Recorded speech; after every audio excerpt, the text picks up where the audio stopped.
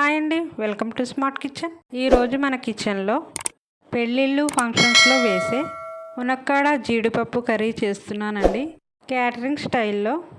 ముందుగా medium size 3 టమాటాలు cut చేసుకోవాలి. స్టవ్ వెలిగించి ప్యాన్ పెట్టుకోవాలి. ఆయిల్ వేసుకోవాలి. ఆయిల్ హీట్ అయిన తర్వాత కట్ చేసిన టమాటాలను వేసుకోవాలి.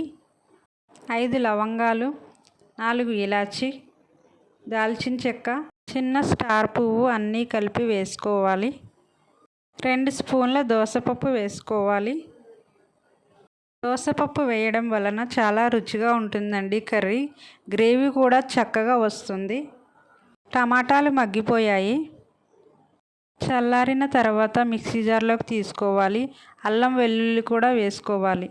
మెత్తని పేస్ట్లా పట్టుకొని పక్కన ఉంచుకోవాలి. సన్నగా తరిగిన 3 ఆనియన్స్, పచ్చిమిర్చి, 3 మునక్కాడలు కట్ చేసుకోవాలి. జీడిపప్పు. ముందుగా స్టవ్ వెలిగించి ప్యాన్ పెట్టుకోవాలి. ఆయిల్ వేసుకోవాలి.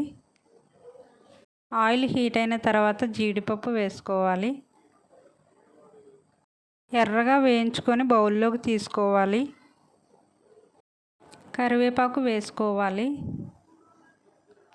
కట్ చేసిన ఆనియన్స్, పచ్చిమిర్చి వేసుకోవాలి. ఆనియన్స్ ఎర్రగా వేయించుకోవాలి. కర్రీకి సరిపడగా ఉప్పు వేసుకోవాలి. ఆనియన్స్ బాగా మగ్గిపోవాలండి. మూత వేసుకొని మగ్గించుకుందాం. ఆనియన్స్ అయితే మగ్గిపోయాయి. మిక్సీ పట్టుకున్న టమాటా పేస్ట్ని అయితే వేసుకోవాలి. పచ్చివాసన పోయేంత వరకు వేయించుకోవాలి. ఆయిల్ సపరేట్ అయ్యేంత వరకు వేయించుకోవాలి. బాగా మగ్గిపోయిందండి. జీడిపప్పు వేసుకోవాలి. కట్ చేసిన మునక్కాడ ముక్కలు కూడా వేసుకోవాలి. 1 స్పూన్ కారం కూడా వేసుకోవాలి. చిటికెడు పసుపు వేసుకోవాలి. 1 గ్లాస్ వాటర్ అయితే వేసుకోవాలి. మునక్కాడ ముక్కలు మగ్గకూడదండి, విడిపోతాయి. అందుకే వెంటనే వాటర్ వేసుకోవాలి. మూత వేసి ఉడికించుకోవాలి. 1 స్పూన్ గరం మసాలా వేసుకోవాలి. బాగా దగ్గర పడేంత వరకు ఉడికించుకోవాలండి. చివరగా తరిగిన కొత్తిమీర వేసుకోవాలి.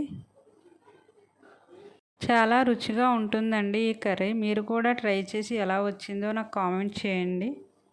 కర్రీ అయితే రెడీ అయిపోయింది. సర్వింగ్ బౌల్లోకి తీసుకోవాలి.